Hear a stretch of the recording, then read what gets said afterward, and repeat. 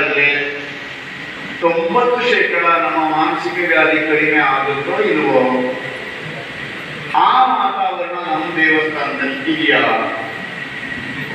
ಕೇವಲ ಅರ್ಚಕಾಲ್ಪದ ಸಂಕೇತ ಮಾತ್ರ. ನಾವೆಲ್ಲರೂ ಒಳಗೊಂಡಂತ ದೇವಸ್ಥಾನವನ್ನು ಮುನ್ನಡೆಸುವಂತ ಈ ತಂಡ ಯೋಚನೆ ಮಾಡಬೇಕಾದಂತ ಸಂಗತಿ ನಮ್ಮೂರಿನ ದೇವಸ್ಥಾನದಲ್ಲಿ, ನಾನು ಪ್ರತಿನಿಧಿಸುವಂತಹ ದೇವಸ್ಥಾನದಲ್ಲಿ ಬಂದಂತ ಭಕ್ತರಿಗೆ ಆತ್ಮೀಯತೆಯ ವಾತಾವರಣ ಸಿಗುತ್ತಾ? ಆತ್ಮೀಯತೆ ಹೇಗಿರುತ್ತೆ ನಮಗೆ ಒಂದು ದೇವಸ್ಥಾನದ ಉದಾಹರಣೆ ಹೇಳ್ತೀನಿ ನಾನು. ಉಡುಪಿ ಜಿಲ್ಲೆ ಕೊನೆಯ ಭಾಗ, ಆಮೇಲೆ ಕಾಡ ಆರಂಭ ಆಗುತ್ತೆ. ಕಮಲಶಿಲೆ ದೇವಸ್ಥಾನ ಇದೆ, ಹೋಗಿದ್ರೆ ಕಮಲಶಿಲೆ ದೇವಸ್ಥಾನ. ಆ ಊಟದ ರುಚಿ ಅದೊಂದು ಸೊಗಸು ಬೇರೆ. ಆ ತಲೆದು ಬಡಿಸ್ತಾರಲ್ಲ, ಹಾಕೊಳ್ರಿ ಸ್ವಲ್ಪ, ಯಾಕೆ ಸಂಕೋಚ ಮಾಡ್ತಾರೆ ಹೇಳ್ತಾರೆ ಇಲ್ವ? ಆ ಆತ್ಮೀಯತೆ ಇದೆಯಲ್ಲ ದೇವಸ್ಥಾನಕ್ಕೆ. ನಾನು ಅಲ್ಲಿನ ಆ ಟ್ರಸ್ಟ್ ಕೇಳಿದೆ ನಾನು, ಸ್ವಾಮಿ ಇಷ್ಟೊಂದು ಉಪಚಾರ ಮಾಡ್ತಿರಲ್ಲ, ಇಷ್ಟೊಂದು ಊಟ ಆಗ್ತಿರಲ್ಲ, ಹ್ಯಾಕ್ ಮಾಡ್ತೀರಿ? ಅದಕ್ಕೆ ಅವ್ರು ಕೊಟ್ಟಂತ ಉತ್ತರ ಬಹಳ ಚೆನ್ನಾಗಿತ್ತು. ನಮ್ಮೂರಿನಲ್ಲಿ, ನಮ್ಮ ದೇಶದಲ್ಲಿ ಒಂದು ವಿಶೇಷತೆ ಏನಪ್ಪಾ ಅಂದ್ರೆ, ಯಾರೂ ಪುಕ್ಷಟೆ ಊಟ ಮಾಡೋದಕ್ಕೆ ಇಷ್ಟಪಡಲ್ಲ. ನಾವು ಊಟಕ್ಕೆ 50 ರೂಪಾಯಿ ಖರ್ಚು ಮಾಡಿದ್ರೆ ದುಡ್ಡಿಗೆ 100 ರೂಪಾಯಿ ಹಾಕಿ ಹೋಗ್ತಾ ನಾವು, ನಮಗೆ ಹೊರೆ ಅಂತ ಯಾವತ್ತೂ ಅನಿಸಿಲ್ಲ. ಹೌದಲ್ವಾ? ನಮ್ಮೂರಿನಲ್ಲಿ ಆರಂಭದಲ್ಲಿ ಕಷ್ಟ ಆಗ್ಬೋದು ನನಗೆ, ಮಾಡ್ತಾ ಮಾಡ್ತಾ ಹೋಗ್ತಿದ್ದ ಹಾಗೇನೆ ಈ ರೀತಿಯ ಪರಿವರ್ತನೆ ಕಾಣಿಸೋದಕ್ಕೆ ಸಾಧ್ಯ ಇದೆ. ನಾವು ಆ ಥರ ಆತ್ಮೀಯತೆಯನ್ನು ತೋರಿಸ್ತೀವ.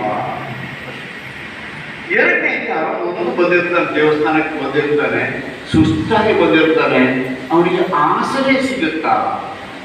ಆಸರೆ ಅವ್ರಿಗೆ ಮಲ್ಕೊಂಡಿಗೆ ಜಾಗ ಕೊಡಬೇಕು ಇದಲ್ಲ, ಮಾನಸಿಕವಾಗಿ ಸ್ಥೈರ್ಯ ತುಂಬುವಂಥ ಒಂದು ಆಸರೆ ಅವನಿಗೆ ಸಿಗುತ್ತಾ ಅಲ್ಲಿ? ಇದನ್ನು ನಾವು ಯೋಚನೆ ಮಾಡಬೇಕಾದ ಸಂಗತಿ. ಮೂರನೆಯದು, ನಿನ್ನ ಕಾರ್ಯದಲ್ಲಿ ನಿನಗೆ ಯಶಸ್ಸು ಸಿಗಲಿ ಅನ್ನುವಂಥ ಆಶೀರ್ವಾದ ಸಿಗಲಿ.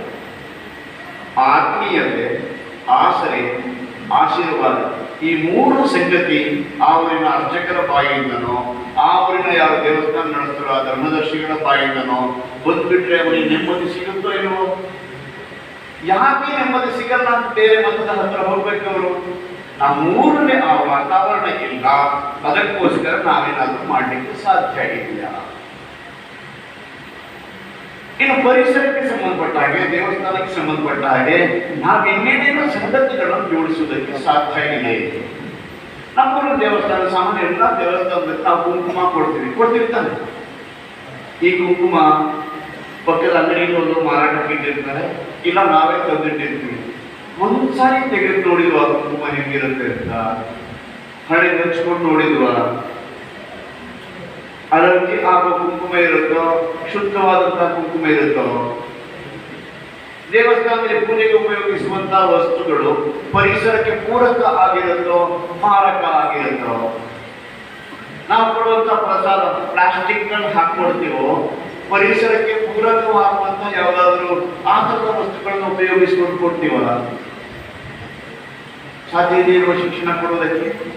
ನಮ್ಮೂರಿನ ಒಂದು ದೇವಸ್ಥಾನ ಈ ನೀರಿನ ಬಗ್ಗೆ, ಕ್ಷಾಮದ ಬಗ್ಗೆ ಗೊತ್ತಿಲ್ಲ. ಮಂಡ್ಯದಲ್ಲಿ ಕಾವೇರಿ ನೀರಿನ ಕ್ಷಾಮದ ಅರಿವು ಎಷ್ಟಿದೆ ಅಂತ ಗೊತ್ತಿಲ್ಲ ನನಗೆ.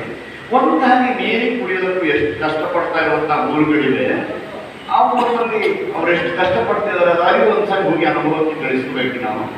ನಮ್ಮೂರಿನ ದೇವಸ್ಥಾನ ಮಂಡ್ಯಕ್ಕಿಂತ ತುಂಬಾ ಭಿನ್ನವಾದಂತಹ ದೇವಸ್ಥಾನ ಏನು ಅಂತ, ಆದರೆ ನೀರಿನ ಬಗ್ಗೆ ಶಿಕ್ಷಣ ಕೊಡಬೇಕು ಅಂತ ಅವ್ರಿಗೆ ಅನ್ನಿಸ್ತು.